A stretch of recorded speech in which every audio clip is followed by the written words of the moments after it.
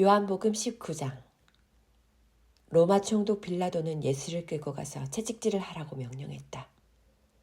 로마 군인들은 가시나무로 왕관을 만들어 예수의 머리에 씌우고 자색 옷을 입힌 다음 유대인의 왕 만세 하고 조롱하면서 손바닥으로 예수의 얼굴을 때렸다.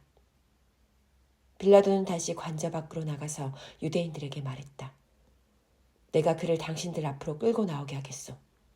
나는 그에게서 아무런 죄도 찾지 못했다는 것을 분명히 밝혀두는 바이요. 예수께서 가시관을 쓰고 자색 옷을 입은 채 관저 밖으로 끌려 나오자 빌라도가 말했다.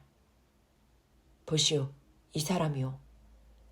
대제사장들과 경비병들은 예수를 보자 크게 외쳤다. 그를 십자가에 못 박으시오.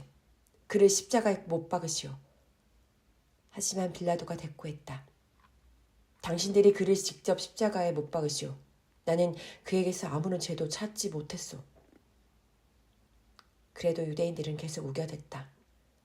우리에게는 율법이 있어. 그 율법에 따르면 그 자는 죽어야 마땅하오. 자신이 하나님의 아들이라고 주장했기 때문이오. 이 말을 듣고 빌라도는 더욱 두려운 생각이 들었다. 그래서 예수를 다시 관저 안으로 데리고 들어가서 물었다. 네가 어디서 왔느냐? 그러나 예수께서는 아무 대답도 하지 않으셨다. 빌라도가 말했다. 나에게 말하지 않을 작정이냐? 나에게는 너를 놓아줄 권한도 있고 십자가에 못 박을 권한도 있다는 것을 모르느냐? 그제야 예수께서 빌라도에게 말씀하셨다. 위로부터 당신에게 권한이 주어지지 않았다면 당신에게는 나에 대한 어떠한 권한도 없었을 것이요. 그러니 나를 당신에게 넘겨준 자의 죄가 더욱 크오.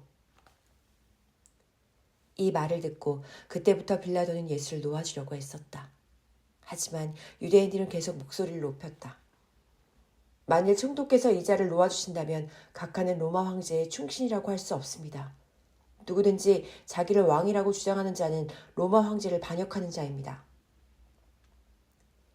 이 말을 듣고 빌라도는 다시 예수를 관저 밖으로 데리고 나와 돌을 깔아놓은 광장의 재판석에 앉혔다. 때는 6월절 전날 오전 6시쯤이었다. 총독 빌라도가 유대인들에게 말했다. 자, 여기 당신들의 왕이 있소. 유대인들이 소리쳤다. 그를 죽이시오. 그를 죽이시오. 그를 십자가에 못 박으시오. 빌라도가 되물었다. 당신들의 왕을 왜 나더러 십자가에 못 박으란 말이오? 대제사장들이 대답했다. 우리에게는 로마 황제 말고는 다른 왕이 없습니다. 마침내 빌라도는 예수를 십자가에 못 박으라고 그들에게 넘겨주었다. 그러자 로마 군인들이 예수를 끌고 나갔다. 예수께서는 자신의 십자가를 지고 헷골이라 불리는 처형장소로 갔다.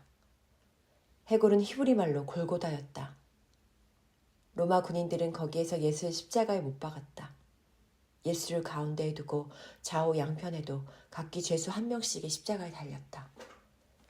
빌라도는 죄수의 명패를 준비하게 하여 예수의 십자가 위에 붙였다. 그 명패에는 유대인의 왕 나사렛 예수라고 쓰여 있었다. 많은 유대인들이 그 명패를 읽었다. 예수께서 십자가에 못 박히신 곳은 예루살렘 도성에서 가까운 데다. 명패가 히브리어와 라틴어와 헬라어로 쓰였기 때문이다. 그 명패를 읽고 대제사장들이 빌라도에게 항의했다. 저자의 명패에다 유대인의 왕이라고 쓰면 안 됩니다. 자칭 유대인의 왕으로 고쳐야 합니다. 그러자 총독 빌라도가 대답했다. 내가 그렇게 썼소. 바꿔 쓸 수 없소. 한편 예수를 십자가에 못 박은 군인들은 예수의 겉옷을 네 몫으로 나누어 한 사람이 하나씩 차지했다. 속옷이 남았지만 그것은 이음새 없이 위에서 아래까지 통으로 짠 것이었다. 그래서 군인들은 서로 이렇게 말했다. 속옷은 찢지 말고 제비를 뽑아서 차지할 사람을 정하자. 이렇게 해서 그들이 내 옷을 나누어 갖고 또 더 나누어 가지려고 제비를 뽑았다라고 한 성경 말씀이 이루어졌다. 예수의 십자가 가까이에는 예수의 어머니 마리아, 예수의 이모, 글로바의 아내 마리아, 그리고 막달라 마리아가 서 있었다. 십자가에 매달린 예수께서는 자신의 어머니 곁에 자신이 사랑하는 제자가 서 있는 것을 보고는 어머니에게 말씀하셨다. 어머니, 보십시오. 이 사람이 어머니의 아들입니다. 그리고 또 그 사랑하는 제자에게는 보라, 이분이 네 어머니시다 하고 말씀하셨다. 그때부터 그 제자는 예수의 어머니를 자기 집에 모셨다. 그 후 예수께서는 이제 모든 것이 다 이루어진 것을 아시고는 성경 말씀을 이루시려고 내가 목마르다 하고 말씀하셨다. 그 말을 듣고 사람들은 항아리에 담긴 식포도주를 우슬초 가지에 꿰 해면에 적셔 예수의 입에 갖다 대었다. 예수께서 그것으로 목을 축인 뒤 이제 다 이루었다 하고 말씀하셨다. 그런 뒤 머리를 떨구시고 마침내 숨을 거두셨다. 그날은 6월절의 예배일이었고 다음 날은 특별히 큰 안식일이었다. 유대인들은 거룩한 안식일에 시체들이 십자가에 매달려 있는 것을 원하지 않았기 때문에 빌라도에게 가서 죄수들의 다리를 부러뜨려서 시체를 십자가에서 내려달라고 요구했다. 그래서 로마 군인들이 와서 예수와 함께 십자가에 달린 두 사람의 다리를 차례로 꺾었다. 그러나 예수께 이르자 이미 숨을 거두신 것을 보고는 예수의 다리를 꺾지 않았다. 대신에 군인들 가운데 하나가 창으로 예수의 옆구리를 푹 찔렀다. 그러자 예수의 옆구리에서 피와 물이 쏟아져 나왔다. 이것은 모든 것을 직접 목격한 사람의 증언이므로 그의 증언은 참되며 조금도 거짓이 없다. 그는 자신이 말한 내용을 다른 사람들도 믿게 하려고 이처럼 증언하는 것이다. 일이 이렇게 됨으로써 성경에 기록되어 있는 바대로 그의 뼈가 하나도 꺾이지 않을 것이다 라는 말씀과 또 그들은 자기들이 찌른 사람을 쳐다볼 것이다 라는 말씀이 이루어졌다.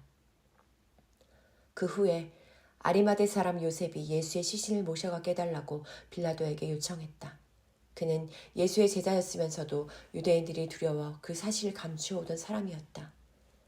빌라도가 허락하자 그는 가서 예수의 시신을 십자가에서 내린 뒤 정성껏 모셔갔다.